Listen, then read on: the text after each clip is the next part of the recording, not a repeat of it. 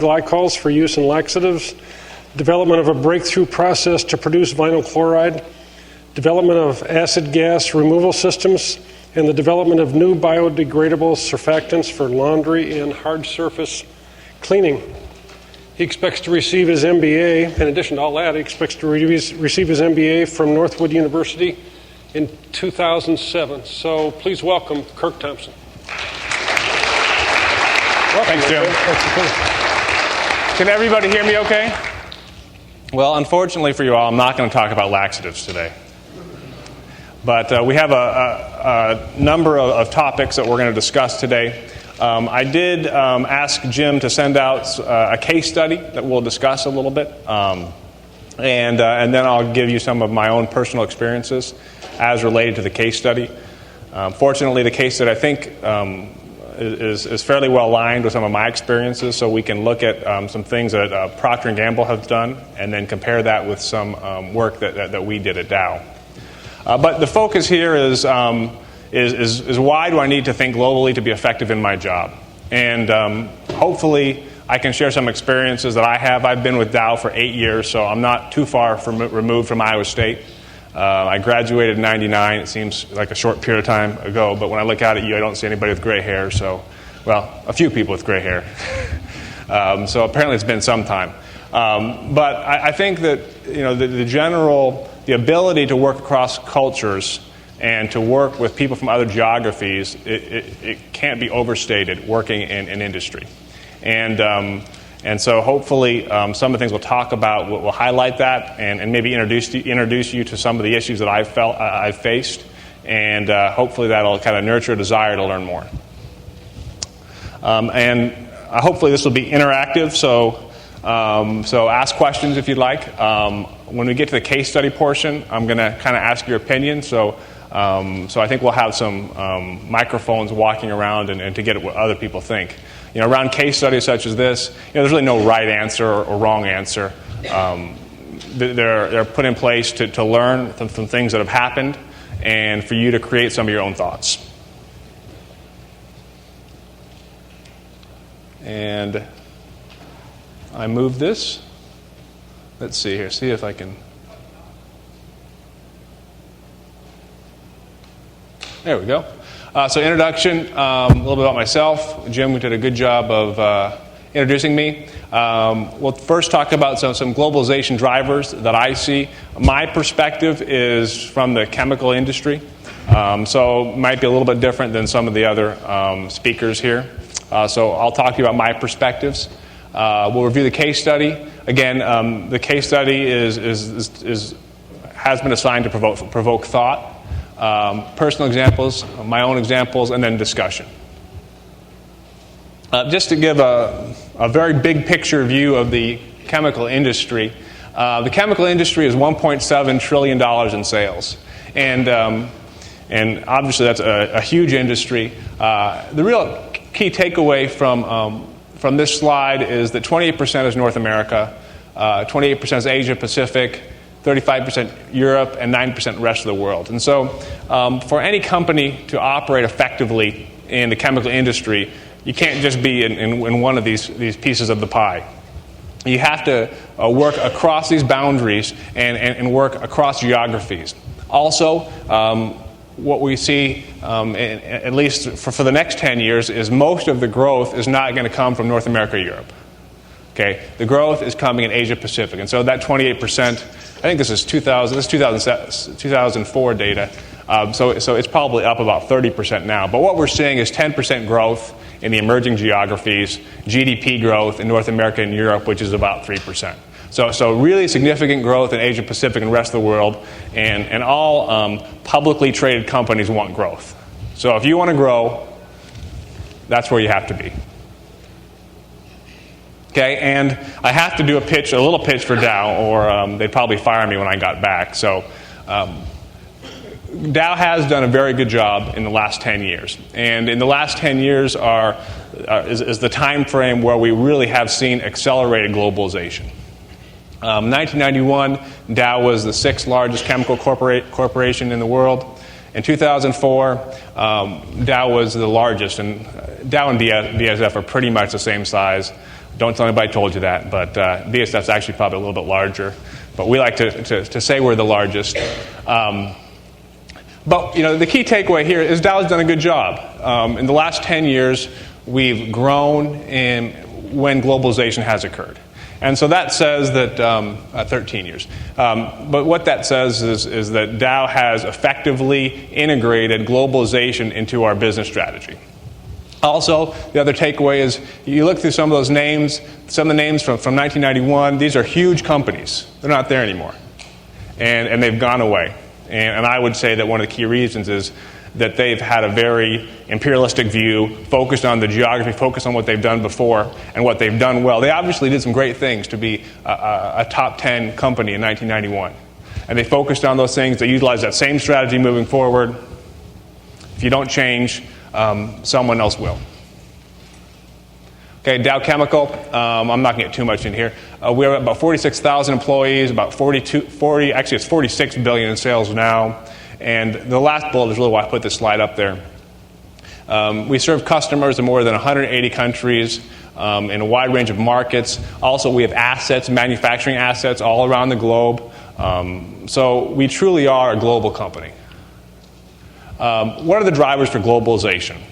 Obviously, from the first slide, one of the key drivers is to maintain a great company base. You have to change.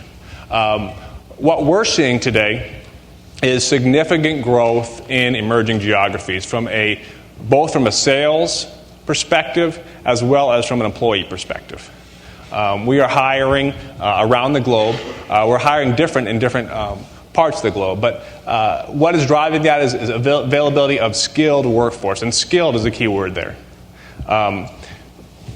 A lot of times people perceive that countries with large populations will be easy to move to for multinational companies. But it really is a challenge to find a skilled workforce. And that's true everywhere. And so what you have to do is to look at the different countries and look at what are their core capabilities, what do they do well, and then move your hiring plans to those companies, or to those countries, So for manufacturing products, that's very different than for knowledge generation.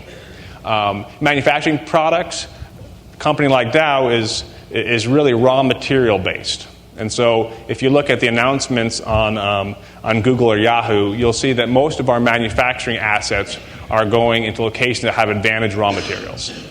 And in the chemical industry, that's primarily the Middle East. Now, when you look at where we're hiring people for knowledge generation, for R&D centers, for product development centers, those are in the global economies, those are primarily in China and India. And that's because they do have a skilled workforce in both those locations. It kind of waffles as to where most of our R&D employees are going, but both of those locations are targets for us to grow in the knowledge generation business. Competitive labor costs. What we see in the chemical industry is competitive labor costs drive manufacturing assets in labor-intensive industries like textiles, for example. And so we're seeing significant growth for textile chemicals in China, for example. So it's important for us. Dow is upstream. We don't sell a lot to the end-use customers. What we sell in business to business. And what business to business means is we sell to the Procter & Gamble's of the world who create the end-use customers. So, for example, like in textiles, we sell to the textile manufacturers. So our growth is dictated by where the end-use products reside. New markets, growing demand. As I showed you on the first slide, if you want to grow, you have to grow where the markets are growing. And so we have to focus on emerging markets if we want Dow Chemical, the $46 billion company, to grow. Infrastructure support. That's obviously a requirement. We're shipping materials. They have to have roads. They have to have effective power, uninterrupted power supply. Those are sometimes appear to be small things, but they're a go, no-go decision point. Government-supported incentives. This is an interesting point in that when you're looking at emerging geography, so for example, Dow has announced a number of projects in the Middle East, and nearly all of those projects we are joint venturing with a local company. And the reason we're joint venturing with a local company is for that reason right there, is the laws change. And you have to reduce the risk of the laws changing and negatively impacting your company. And so if you joint venture with another party, then that other party is a local company, and then the local government will have a vested interest in keeping that company solvent. And so Dow mitigates a lot of the risk around regulations changing and other companies getting competitive advantage by partnering in some of the emerging geographies. And that's more from a manufacturing standpoint, less so from an R&D, technology, knowledge generation standpoint. And availability of raw materials is critical as well for us. What is catalyzing globalization as well is global communication, and this is a great forum to talk about that. Is we're able to have meetings, to talk with our colleagues around the world real time on a weekly basis.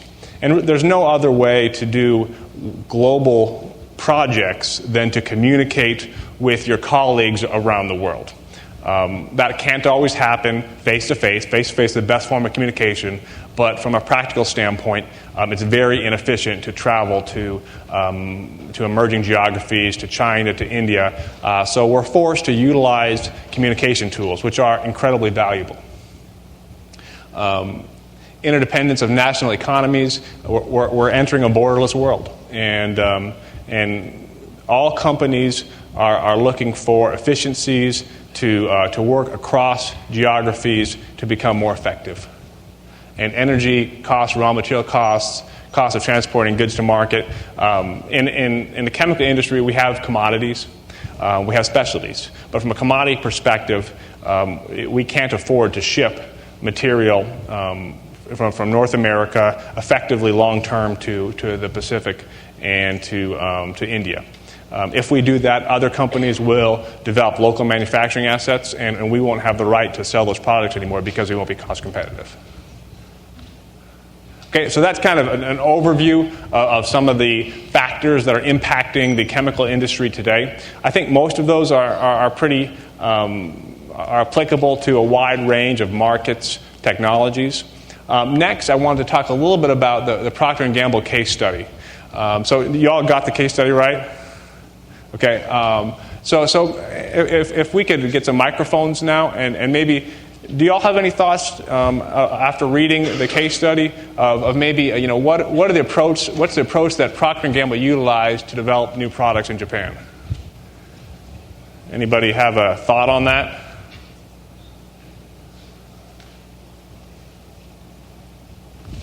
Okay, we have okay, over here. My name is Susan Cross, and I'm a faculty member in the Department of Psychology, and I've got several students here tonight listening in too. We're in a course on cultural psychology. Would you just overview the case study for us, since we don't have those materials? Okay, I have my thoughts, which I will do. I just want to see if anybody had any thoughts prior to that. Thanks. I'll do it just real quick. Anybody have any quick thoughts? In Japan, Procter & Gamble did not use a lot of wholesalers. They have directly from manufacturers to retailers or some kind of thing. That's a good point. So you said that they didn't use a lot of wholesalers? Yeah. And the distribution channels were different in Japan? That's a good point. It still seemed like that they were trying to just plug their formula from the United States into Japan's market, though, without necessarily taking into account how the Japanese market would function differently than the United States. Yeah, that's a good point. They were also developing new products on the same or similar time scale as which they were implemented in the United States. Okay. One case in point was the enzyme detergents. Right. Yep, so the time scales were a little off based on what their development and what the needs in that market was. Any other thoughts, comments? Okay, so since some of the people hadn't read this in advance, I'll just go ahead and jump in. Those are all good points. I think the things we're going to cover. So I'll just jump in here. one thing, it's an interesting case study, and I don't want to come out and say Procter & Gamble didn't do a good job, because Procter & Gamble is a great global company, and they do a very good job of developing new products. If you look at the timing of when this occurred, it was in the 70s, going back to the 50s. So the understanding of what is required to be effective in a global market has evolved a lot since then. But it's good to use kind of an extreme case such as this to look at some of the things that can go wrong. And a lot of the things, you kind of joke that you look at it and say, well, why did I do that? Well, it happens.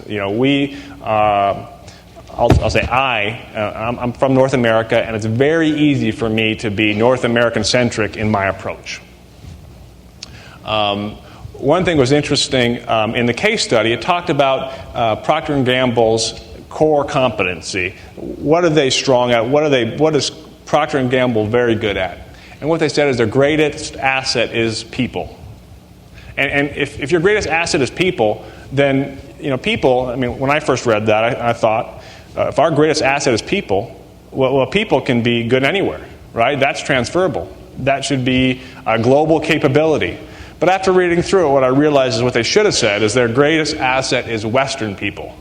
And they've had all their experience in Western markets, in developing products for Western markets. And so, as we evolve in our careers, we get feedback all along the way. This is good, this is bad, I'm not going to do that again, I'm going to do this again. And so whether we start out as a North American-centric person or not, if that's where we spend our whole career, at the end we're going to be there. Because we all look to what has worked in the past and try to implement that in the future. And so Procter & Gamble had great Western people. Okay, Procter & Gamble acknowledged that the products had to be different. They said, okay, we're going to develop these new consumer products in Japan, and they can't be the same. It says, we must tailor products to meet customer demands in each nation.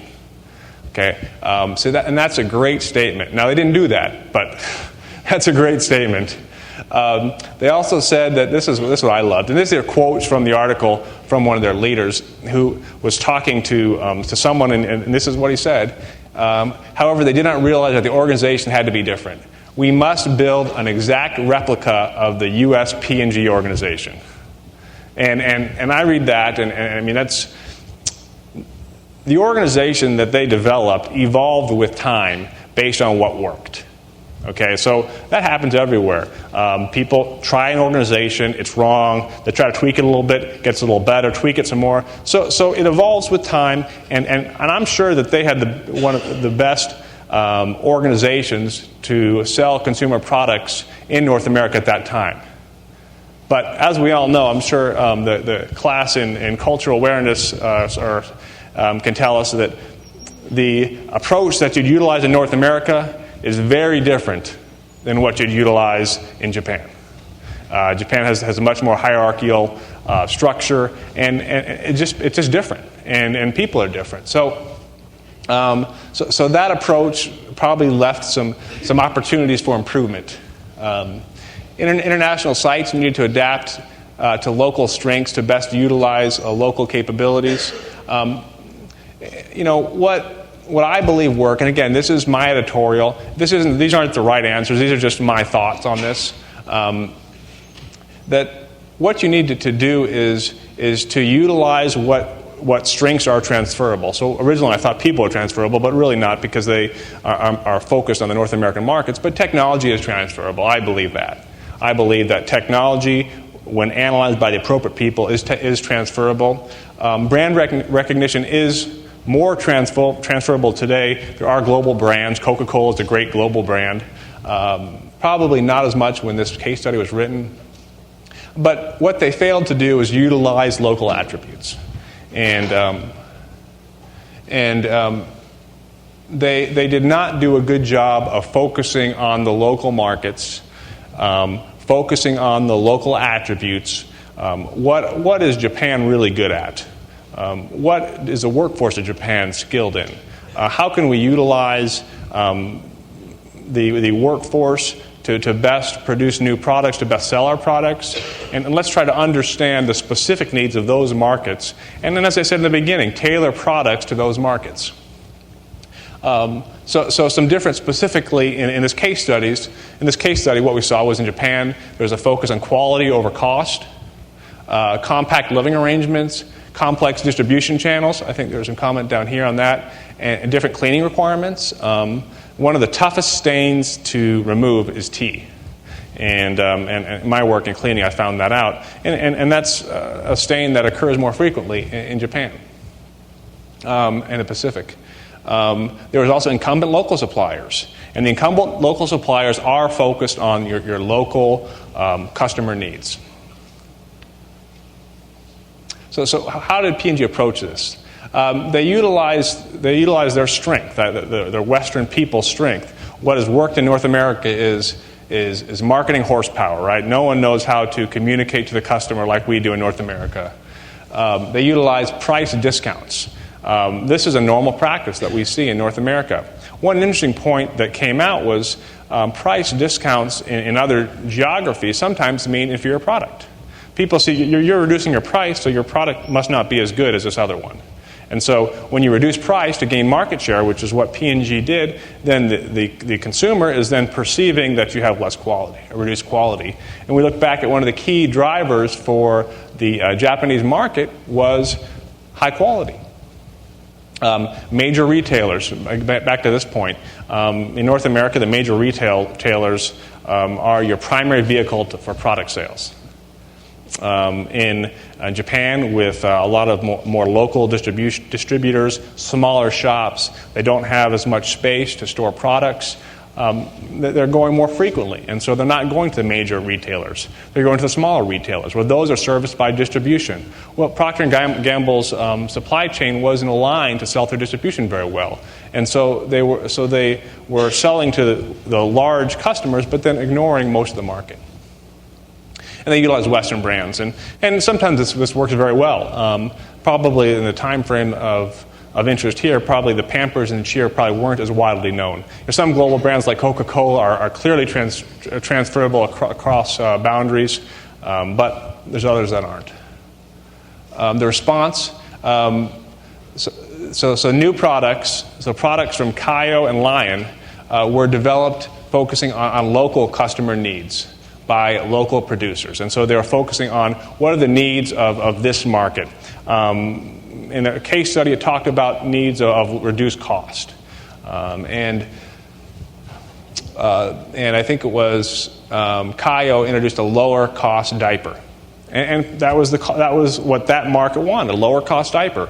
They were responsive to the market, filled an unmet customer need, and that enabled them to be successful by delivering a product that was pulled from the market. A phosphate-free detergent was another response by the competitors in which they reacted in an appropriate time frame to regulatory issues that were faced. And P&G did not have the brand streak to hold them off. North America, they probably could have done that based on their marketing dollars, based on their brand recognition. In the local geographies, they couldn't do that. So, kind of in summary, I thought P&G didn't utilize the local capabilities effectively. They had high-cost manufacturing, a Western-based product design, focus on marketing versus R&D, and direct distribution model. And those kind of key things limited their effectiveness. Any comments on the case study? From reading it, would you say that it's common to send, say that you're going to branch out to a new country, to send like American marketing people over there, or to try to recruit Japanese marketing people that would know their market better? I just wondered what your thoughts were on that. That's a huge challenge, and I think different companies do that differently. Typically, you do have some local people. Some local people that do go over. When you're starting up a new site, it's important to transfer some knowledge. There's a knowledge base around products, around how to work within the framework of a large company. There's a lot of bureaucracy in a large company. It's not easy to get things done all the time. So a lot of times there are some people that go over. Now, the degree of control that they have over that specific geography varies. And so, from my opinion, I'll talk about this a little bit later. It's good to have you need to give the capabilities to the emerging geography or your new site to enable them to be effective. And so you need to have some marketing knowledge, you need to have technical knowledge, you need to have access to headquarters, but in my opinion, you need to give them a lot of freedom to evolve into what works in that specific geography. And so saying you have these products to sell, you have this technology to utilize, here's some people who understand how to formulate new products, utilize them as you wish. Here's your goal, now go figure it out. So more of a hands-off, goal-oriented approach. Any other comments, questions? How did the story end as far as what happened with Procter & Gamble in the late 80s and then early 90s? Procter & Gamble is successful now in emerging geographies, and so they did right the ship. They kind of did some tweaks and improved their approach. So I think it did. It did work. They learned, right? I mean, they did the same analysis that we did. Any other comments, questions? You said earlier that Dow was joined up with companies in the Middle East. Would this have been a good situation for P&G to do, since they have such a bigger capital market and both the local companies? Yeah, and in fact they did. I mean, in this case, they did purchase some companies, but then they kind of, I guess it's more of a conquer than a merger. So that's a good model you can utilize, is find a local company that has a capability that you don't. So if you're a big technology-oriented company and you want to move into a new market, okay, well, you can find a local company who's very good at marketing. And you're going to supply them with products that they don't have today, and you utilize the capability that they have to bring those products to market effectively. So I think that's a good point, is that understanding what you don't have and not being so arrogant that you think that you can develop that capability very quickly. And so developing specific plans to understand where your gaps are and then try to move towards those. Any other comments on the case study before we move on? Okay, and they'll kind of relate together. Now we're going to kind of move to my experiences. And the reason I chose this case study is what I do, and Jim touched on this today, is I lead new product development projects. And most or all the projects that I lead are really global in nature. And so I'm actually developing, I have a new project where we're developing some new surfactants for cleaning in the Pacific, which is kind of what P&G was doing here. So there's some commonality from a technology standpoint. And also, reading this case study, I read this in my MBA class, it has helped me learn some of the pitfalls to help me try to stay away from some of the things that P&G did.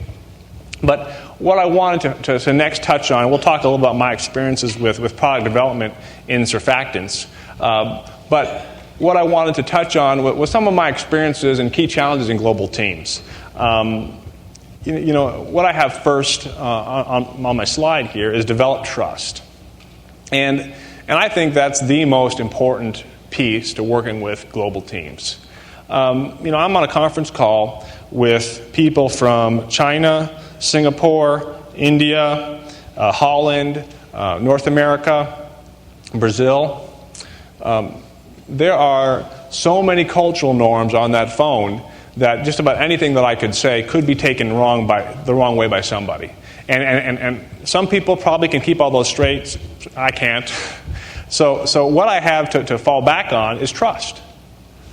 I'm going to do my best to try to understand their cultural norms, try to understand the right way to approach them, to be respectful to them based on their culture. But at the end of the day, I can't remember all of the cultural norms with the different groups. And so then what you fall back on is trust. And so from my opinion, trust is the most important factor in global teams. And I'm going to share one example with you. In my MBA class, we had, it was a Dow program, so we had about 50% of the students from the Pacific and about 50% from North America. And we got to know each other very well. It was face-to-face communication. a week at a time for about 4 weeks.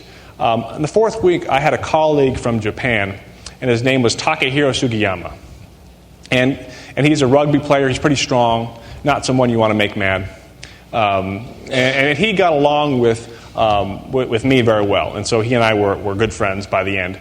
And I always called him Taka. You know, it's kind of a North American approach, right? We have nicknames for people. And he has a long name, so I shortened it to Taka fairly early on. Near the end of the class, he said, Kirk, you need to come to Japan. And we'll have a lot of fun in Japan. You come to Japan, to Tokyo, and I'll take you to a karaoke bar, and we'll sing and do all this stuff. And I mean, I'm sure it'll be a great time, but hopefully I'll get to do that. He said, but I have to tell you one thing. He said, when you come to Japan, don't call me Taka. Call me Sugiyama-san. When you call someone in Japan by their first name, it's a sign of disrespect. And so then I felt really bad, because this is a friend of mine, and I've been disrespecting him this whole time. So I said, oh, I'm sorry, Sugiyama-san, I'll call you Sugiyama-san from now on. He said, no. He said, you call me Taka when we're here. And he said, because in your culture, you have nicknames for people that you like. And so when you call me Taka, I take that as you respect me, you like me, I'm included in your culture. And that was a real key learning for me, because I did something wrong. I called him the wrong thing, a sign of disrespect in his culture. He didn't take it that way at all, because I had developed trust with him. And he trusted me. And so he knew that I called him Taka because I liked him. And so that's why I go back to trust, in that trust can enable the forgiveness of many sins. So cultural norms comes back to networking. And networking, we hear about networking all the time. You have to network to be effective. And it's true. There's no substitute for time with people to gain trust and to gain understanding of their culture, so that they can then come and talk to you openly. So networking is critical. And for me, it's more difficult to network with people who maybe have some language barriers, who I have less in common with. So for me, that takes a significant amount of effort to network with people that I wouldn't normally network with. So for example, in projects that I'm leading, we're launching a new surfactant in Shanghai in October, so in a month. And obviously, if we're launching a new product in Shanghai, I have to work very closely with my Chinese counterparts. I call them in the evening, sometimes just to talk. I call them and to get up early in the morning, or go out of my way to make a phone call, not for business reasons, but just to talk, because you wouldn't normally do that. What that does is that shows them that I respect them, and I'm trying to get to know them better and to develop trust. And so networking is really important, especially with people who you wouldn't normally network with. And the amount you learn when you talk to some of these people from different cultures is tremendous. And you start to understand why they talk, or I guess you start to understand the subtleties with the way that they approach problems. And so when they say something, you can start to understand what that means in their culture, and so what the message that they're trying to convey. Common purpose. Again, goals together. If you're working towards a common purpose with someone, that creates a strong incentive to work together. Key challenges: poor communication, limited face-to-face contact. The best form of communication is face-to-face contact. And the bottom line is, nobody can afford the time or the money required to have a lot of face-to-face contact with people from, for example, in my case, with China and India. Unfortunately, that's something you have to overcome, and the way you do that with some of these other tools we've talked about. Job turnover. This is a problem that we have, in that we're seeing a lot more job turnover in China and India. And so it's a challenge in working with global teams, is that you are working with different people on a month-to-month time frame. And so the key parts, the the key enablers to working effectively across global boundaries, communication, networking, well, if people are leaving the company, that's a problem. Competing drivers. What I see is a lot of site-based goals. So if we have a market in China, for example, that market's goal should be increase growth, increase revenue. Well, my goal in product development is increase margin. So what I'm trying to do is develop differentiated products. If they're trying to increase revenue, that can create tension in competing priorities. And understanding opportunities, I think it's important. It's sometimes it's difficult to understand the nuances of how opportunities are communicated. Oops.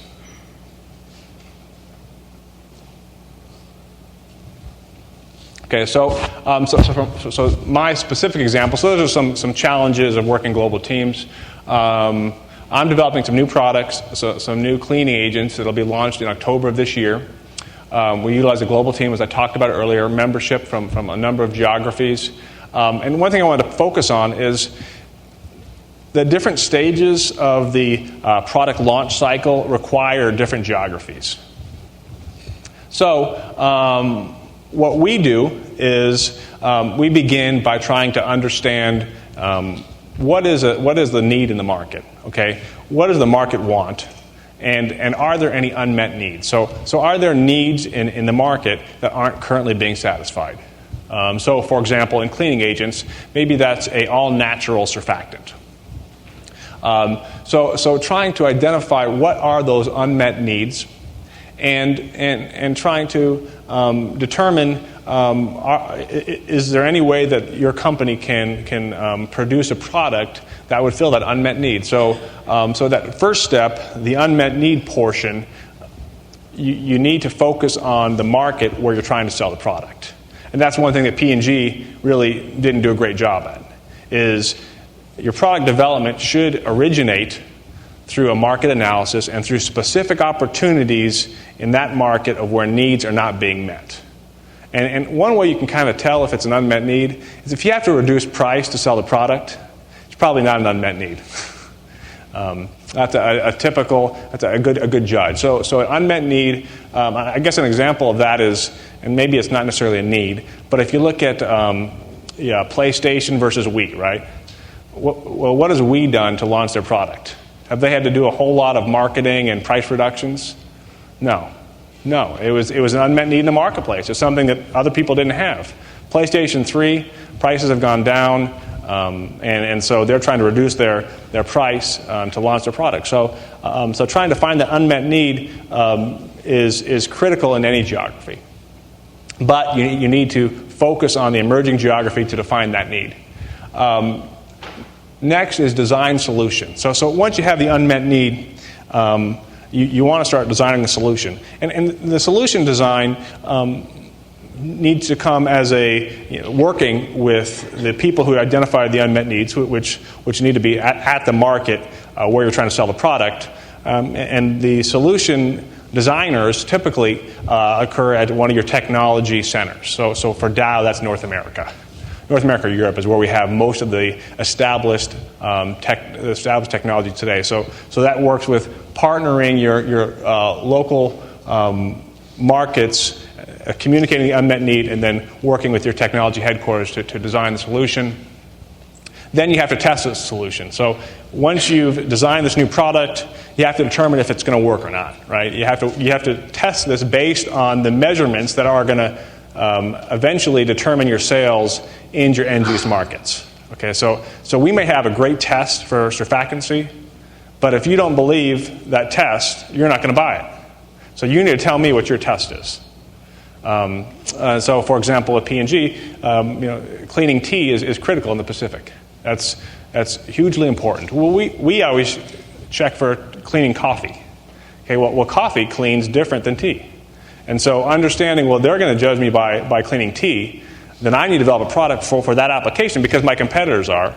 My competitors are designing new products to clean tea. I'm designing new products to clean coffee, and then I'm going to try to sell this to this customer over here. So you need to focus on, for testing, you also need to go back to those markets and to understand how your products will be judged by the customers. And then implementation, that's basically a whole company effort where you have to utilize where can we produce this product effectively, given the capabilities of the local markets, given our capabilities, and given our asset structure. One of the products that I'm developing today, originally we were going to produce in North America because we expected very high margins. We had convinced ourselves that this is a great product, we're going to get high margins, we can produce this anywhere and be cost competitive because we found an unmet need. We have a new product that will meet this unmet need, and so we can produce it anywhere. It's easiest for us to produce in North America, we'll do that. Well, now we're getting closer to launch. As what always happens, the price that you are going to get goes down, and now we have to be more cost competitive, and so now we're going to produce the product in the Pacific as well. So that's something that can be an iterative process, but you also have to be a realist. And a lot of times companies like to keep their production assets in one location, but reality is you have to be competitive. Okay.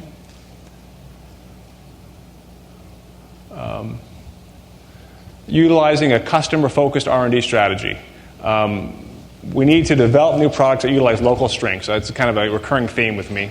But you need to focus on raw materials, grow markets in regions. For example, for Dow, as I mentioned earlier, textile growth in the Pacific.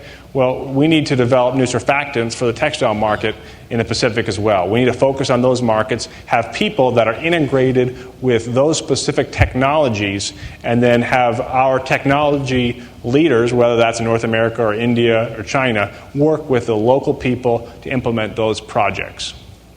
And as we talked about earlier, utilize a results-driven approach to local projects. And I think this is one of the really important key points is we need to allow local innovation.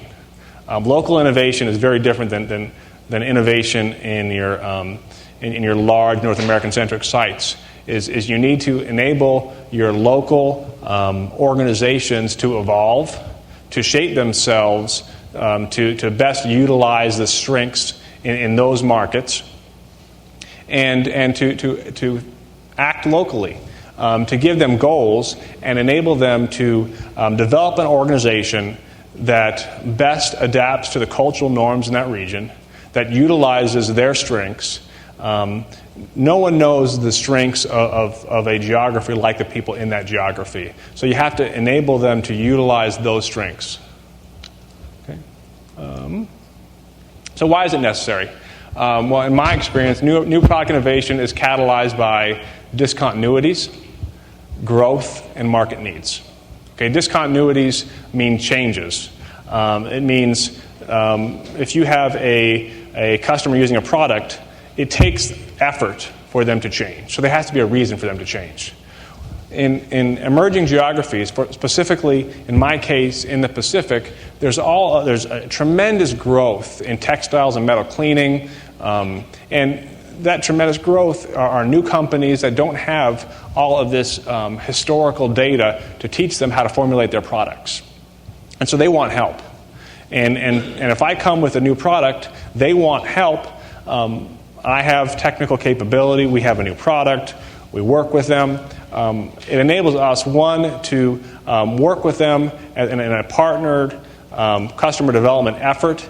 Number two, it enables us to partner with growing companies and to understand unmet market needs. What we're finding is our product cycle to launch is much shorter in China than it is in North America. And that's because they're eager to work with us. And that's a key learning for me out of the last year, that when we develop new products, sometimes the Pacific are the first place we go because we can partner with customers. And global competition is ruthless. Margin expectation in emerging markets are different than North America. In some cases, their primary goal is to employ people. And if their primary goal is employment, then it's very difficult for a company, if the industry structure is the same and has large margin goals, to meet those margins. And so it's ruthless. Wages can be much lower in emerging markets. Raw materials are lower, such as in the Middle East for the chemical industry. And there's many new competitors in these new markets, and these new competitors are evolving in these markets and developing organizations that are optimized for these markets. So we must be competitive. And the way that we can be competitive is to use the local capabilities, to use skilled, inexpensive labor. In many cases, that's India, Eastern Europe, and China for the chemical industry. And we need to be integrated in the markets. We need to allow our local geographies to evolve and to utilize their capabilities as best they know how. And this raw material advantage, I'll just skip on that. So what does this mean to me? And I think one of the reasons that Jim asked me to talk is I'm not too far removed from school. I'm relatively new to Dow, and I've been able to work in this global environment very early in my career. And I think that what's happening is we all have to. And if you want to be effective in your job, nearly almost regardless of what it is, you have to try to think globally, to try to understand what are the capabilities, what are the opportunities that I'm missing because I'm focused on a North American-centric approach. What are the opportunities for new products? What are the opportunities to utilize different capabilities? What are the opportunities to network with other people, to learn from them? And the sooner you can start doing that, people will recognize that, and your output will increase as well as people's view of your leadership approach. We all have limited resources. So to get your projects to go forward, you have to utilize the best resources for that specific job. Embrace opportunities to understand diverse cultures. Networking is critical, as I said earlier, and networking with people that are different than you is essential to your development. Experiences, if there are experiences to work with people in other geographies or to interact or just to learn from. The university is a great place to do that because sometimes it's hard. It is hard to get to emerging geographies. The nice thing about a university setting is there's people from those geographies here, and so there's an opportunity to learn from them, to learn about their culture, to learn how to interact in a future working environment, and new ideas, new approaches. I think one of my key learnings in the last year is to try to understand how different cultures assert themselves. I think in North America we can be pretty bold and we make bold statements. In some of the other geographies, their approach is more subtle, and so being able to pick up some of those subtleties is really critical to be effective. Okay, so what has worked for me, and this is this is my summary slide here. And these are things that I've really touched on already. Develop a network. Seek opportunities, listen. I think listening is key. That builds trust. Help others, again, build trust. Understand needs and capabilities based on local understanding. Look externally and integrate. Use most efficient capabilities. Create multiple wins for both yourself and your colleagues. And for me, one of the big things is give up control. I know what's worked for me, but probably what's worked for me isn't the right approach in China, for example. And so giving goals and allowing them to develop their group and their team to meet those goals based on what works best in that geography is critical. Okay. Any questions? Again, I'm open for discussion here.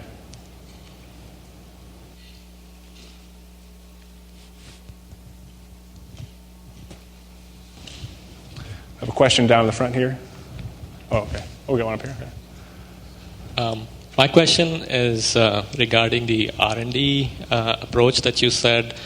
I know Dow is building a big research center in India, R&D center. Yes. And Well, your point was they want to hire the local talent because that's how they can fit the innovation that they are looking for is the one that you are looking for locally. So my question is, how would somebody like me, who has been trained in, say, an American graduate school, fit in if I would have to, how would my thinking about innovation apply in that particular situation where my training has been in a different country, but my culture is, I come from that place. So how does that reconcile? And that's a good question. There's different approaches that are used with different geographies and different people. I know, for example, a lot of the North American people that we sent, I say North American people, but the people from North America, working in North America that we sent when we started up our China R&D Center, for example, were born in China. And so they came to work in North America, and then they came back and worked in China for 3 years to try to teach and mentor, and then to come back. So there's some of that. But a lot of times, when you talk to the people that were born in China, I have more experience working in China because we're earlier on our stage with our India R&D Center. But what you find is that that the local people in our China R&D Center kind of view us all the same. I mean, people from North, whether they were born in China or not, it's not the same. It depends on how long people have been away too. If it's been studying in North America for 4 years and going back. There's again in China, there's a gentleman who just did that. He's a new market development manager. He went to Ohio State, got his MBA, undergraduate MBA from Ohio State, and he went back. And so he's more viewed as someone as a national still. But so it's kind of hit or miss, and it changes based on the specific desires of the person. And how long they've been in North America, but that clearly does happen. In Dow, someone is the hard part of that, just to be brutally honest, is the salary structure in North America and India is very different. And so to be hired, if someone from North America wanted to go to India and work there, go back to India and work there with Dow. Dow is very open to that. But the caveat that the salary structure is based on the India salary structure versus the North American salary structure. And so that sometimes can be a sticking point. Okay.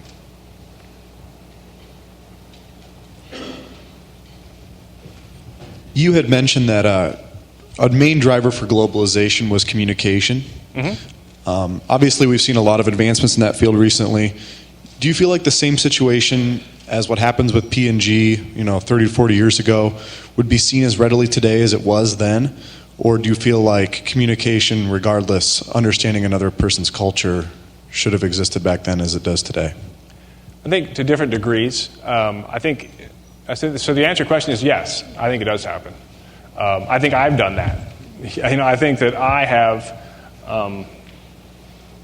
have made decisions that were truly North American-based decisions, because I utilized my thought process, said this is the product, this is the direction that the team's going.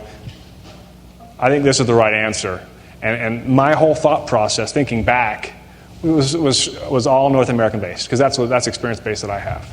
So I think it does happen, and it can happen, and it will continue to happen, and so it's a challenge. When you have, the problem is the people with the technology in their head and the people with the market understanding and the local knowledge, sometimes are different people. Most times they're different people. And so how do they work together? And it's a challenge, because understanding those local cultures is we all need to try to do it, but it's very difficult. So I think the case study is very applicable. That's even though it was a while ago, I don't think it happened to the same degree. So communication has helped out a lot, but it could happen. We had another question over here.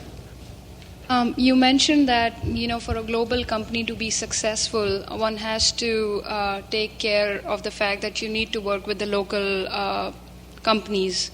Let's say Dow is working with local companies in China. How does a global company maintain the internalizing process? Like, how do you maintain the secrecy of the trade?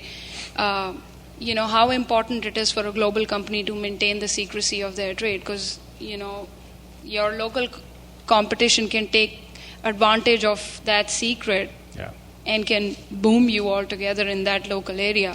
So how do you guys take care of that? That's a huge. It's a huge challenge as well. You have different IP laws, right? Different IP practices or generally accepted practices in different countries, and in some areas the IP laws are very strong.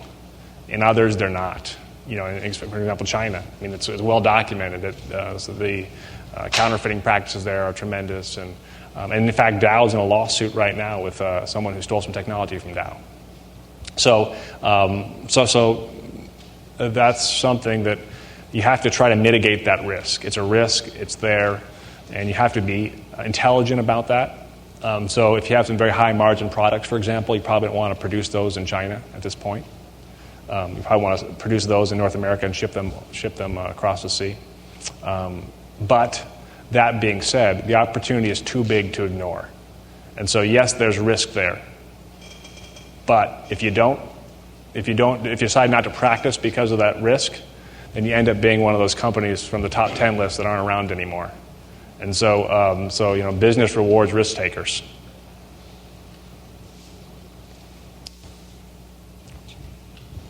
Dow's latest ad campaign hits upon the human element as being a major driver for the way it develops products. Mm-hmm. I was wondering, what exactly does that mean, and how has that attitude found its way into actual market research and R&D spending? Yeah, that's a great question. The human element is a focus on people. And so I think that's very applicable to globalization in that if you focus on people, that's not focused on North American people. That's a focus on all people. And so I think that historically we have done more of a technology push approach. I think our previous slogan was to be a leader in technology, and now it's more the human element. So how that relates to this talk is the human element is the element that determines where that unmet need is. It's the people looking at the market saying, this is what we need to innovate. Technology isn't going to get us there by itself. So you need to develop technology. Technology gives you a right to work in these areas, but what really makes you successful is working with people. And so I think that's the thought process of the ad campaign. You had a second question, didn't you, or is that it? How has that attitude found its way into your research and development? Okay, yeah, so again, from a research and development standpoint, Dow is working very hard to create more of a link to the market. Okay, so from an R&D standpoint, what that means is we have a program we call market blueprinting. Okay, so market blueprinting means we go work with our customers, explore their needs, try to understand where the opportunities are with specific customers, and then utilize that process to go back and innovate versus innovate and then go to the customer.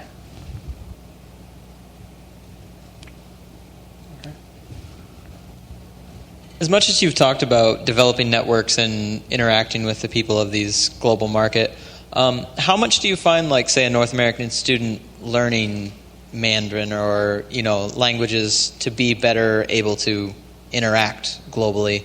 And if that's fairly common, do you know what would be your recommendation in terms of that, like to try to learn one language really well, to try to just learn the formalities of several of like the Asian market languages to just be able to hold on a basic conversation?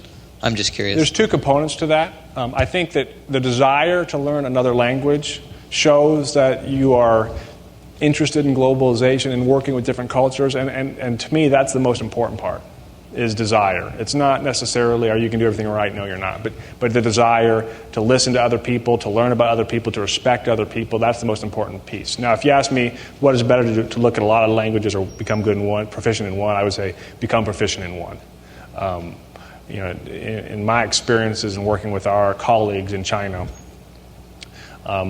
if you could speak, I can't, but if you could speak one of the dialects, that would be a tremendous advantage, especially in conferences, in interacting with customers. Today, when we go to meet customers in China, we go with a local.